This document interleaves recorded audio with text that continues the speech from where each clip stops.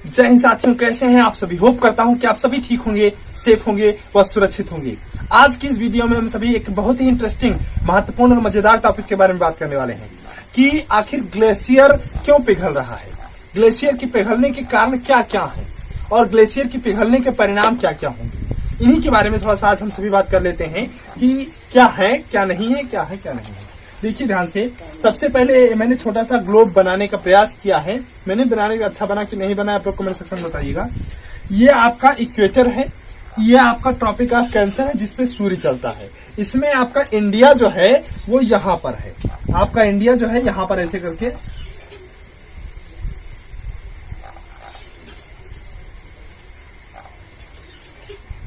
ये आपका इंडिया है। अच्छा नहीं बना है लेकिन चलिए, मैंने बनाने का तो प्रयास कम से कम किया।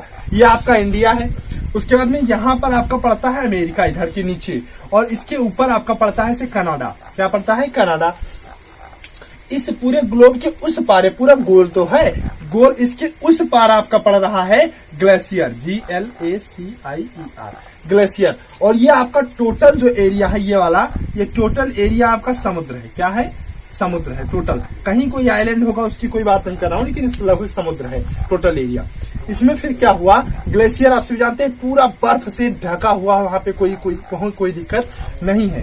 इसमें क्या हुआ कि जब भी ये सूर्य यहाँ पर चलता है ऐसे ऐसे करके, तो गर्मी होना इंडिया में स्वाभाविक, क्योंकि सूर्य बिल्कुल इंडिया के बीचों बीच से होकर निकलता है, तो गर्मी तो वहां पे ज्यादा पड़ेगी। इसके कारण जब यहाँ सूर्य होता है तो ये गर्मी समुद्र पर डालता है, समुद्र पर डालेगा। इसके कारण यहाँ पर ऊपर जाके बादल जमा होंगे, क्योंकि पानी इवापोरेट होगा, पानी वाष्पित होकर ऊपर जाके जमा होगा। यहाँ पे जब गर्मी पड़ेगी तो नीचे की हवा भी गर्म होगी, जो हवा ऊपर जाने लगेगी। भाई जब नीचे हवा गर्म होती है तो हवा ऊपर को भागती है, जिसके कारण क्या होगा कि वो हवा ऊपर जाके उस बादलों से टकराएंगी जो इकट्ठे हुए हैं। यहाँ से हवा अगर आप ऊपर को फेंकेंगे तो सीधा नीचे नहीं आएगी, वो फैल के नीचे आएगी, ऐसे फैल के नीचे आएगी। हवा आप ऊपर फेंकिए तो फैल के नीचे आएगी, जिसके कारण जब वो हवाएं ऊपर जाके बादलों से टकराती हैं तो वो सीधा नीचे नहीं आती हैं, वो फैल के इधर इधर चली जाती हैं, ऐसे ऐसे करके चली जाती हैं, इधर और इधर को चली जाएंगी, इधर इधर को ऐसे ऐसे चली गई। और आप सभी जानते हैं कि क्षोभ मंडल में लगभग 30 से 40 किलोमीटर पर आवर की रफ्तार से जो है हवाएं चलती रहती हैं, जिसके कारण क्या हुआ कि ये हवाएं इधर को ऐसे ऐसे चलती रहती हैं, ऐसे ऐसे, और ये गर्म हवाओं को बहा ले जाती हैं। इन्हीं ये गर्म हवाएं अपने साथ मानसून लेके आती हैं, जो कि इंडिया में बारिश करता है, और इंडिया में इसी के कारण गर्मी पड़ती है। लेकिन इस बार क्या हुआ है, इस साल क्या हुआ है कि जो हवाएं हैं जो क्षोभ मंडल की, ये अपना रास्ता भटक गई। हवाएं हैं, उनपे कौन रोक सकता है उनको, और ये हवाएं इधर से न जाकर इधर से ऐसे करके जा रही हैं इस बार। यही कारण है कि इस बार इंडिया का मानसून भी थोड़ा सा डिले हुआ है। इंडिया में मानसून 7-8 दिन देर से आया है, क्योंकि अब धान की रुपाई का सीजन है और अभी तक मानसून नहीं है। इसके कारण क्या 7-9-10 दिन डिले है। और क्या हुआ कि जब हवाएं इधर से घूम कर आई, तब यहाँ ये हवाएं अपने साथ गर्म हवाओं को यहाँ लेके गई, और इधर ही यहाँ पड़ रहा है ग्लेशियर।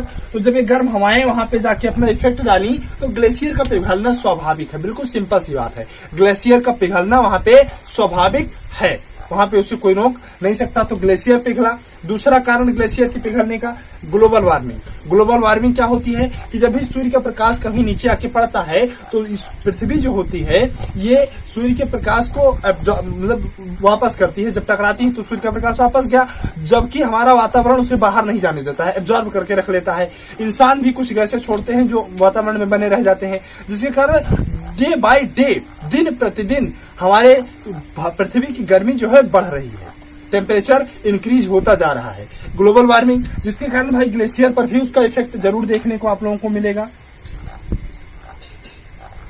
ग्लेशियर पर भी उसका इफेक्ट दिखाई दे रहा है, जिसके कारण ग्लेशियर आपका पिघल रहा है।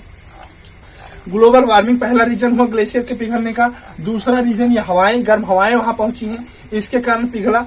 तीसरा रीजन क्या हुआ कि आयरन हीट डोम की वहां बन गया। हीट डोम क्या होता है, जब भी कोई गैस यहाँ पर आके गर्म हवाएं गई तो ये कनाडा की धरती द्वारा एब्जॉर्ब की गई।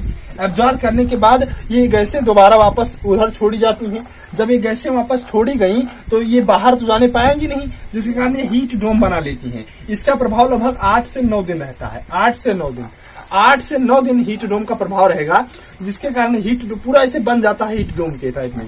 तो ये भी ग्लेशियर पर अपना इफेक्ट डाल रहा है, जिसके कारण ग्लेशियर पिघल रहा है। और अब तक 6 mm जल की वृद्धि है हमारे समुद्र में कर चुका है ग्लेशियर पिघल के। अब बात करते हैं क्या होगा अगर पूरा ग्लेशियर पिघल जाए। ये ग्लेशियर के पिघलने से ही हमारे देश पृथ्वी पर नदियां बहती हैं। नदियां जो भी बहती हैं ये कहीं न कहीं बर्फ से ही पिघल के बहती हैं। तो जब बर्फ पिघलती है तभी नदियां आती हैं। अगर पूरी एक साथ पिघल जाएगी तो गंगा वंगा सब सूख जाएंगी, जिसके कारण हमारे विभिन्न इलाकों में जल नहीं पहुंच पाएगा, अलग अलग एरियाज में। तो हमारे यहाँ सूखा पड़ने की स्थिति बिल्कुल से पड़ जाएगी, उसमें कोई दिक्कत नहीं है। और क्या होगा, जलस्तर इतना ज्यादा बढ़ जाएगा कि जो तटीय इलाके हैं पूर्ण रूप से जलमग्न हो जाएंगे, पूर्ण रूप से जल में डूब जाएंगे, उन्हें कोई बचा नहीं सकता है, क्योंकि समुद्र का जलस्तर बढ़ जाएगा। सिंपल सी बात है। तो यही कारण थे ग्लेशियर के पिघलने। पहला ग्लोबल वार्मिंग, दूसरा पहला ग्लेशियर के मेल्टिंग होने का ग्लोबल वार्मिंग, ये हवाएं जो इधर से गई, और एक और कौन सा मैंने बताया था, heat dome. Global warming, heat dome और ये जो हवाएं इधर गई, ये ग्लेशियर को पिघलाने के लिए जिम्मेदार है। जिसमें एक सबसे महत्वपूर्ण जो चीज है कि ग्लेशियर पिघल रहा है ग्लोबल वार्मिंग के कारण, जिसे हम कंट्रोल कर सकते हैं। कंट्रोल, जो हमारी गैसें वापस नहीं जा पा रही हैं वो पौधों द्वारा एब्जॉर्ब की जाती हैं। अगर हम पॉल्यूशन नहीं फैलाएंगे तो गर्मी कम होगी, टेम्परेचर में काबू पाया जा सकता है, जिसके कारण ग्लोबल वार्मिंग को कम किया जा सकता है। तो ये तो हम कर ही सकते हैं, ये हम करेंगे भी। मिलते हैं किसी, आई होप कि आप सभी को जानकारी समझ में आई होगी। मिलते हैं किसी नेक्स्ट वीडियो में, तब तक के लिए आप सभी को जय हिंद।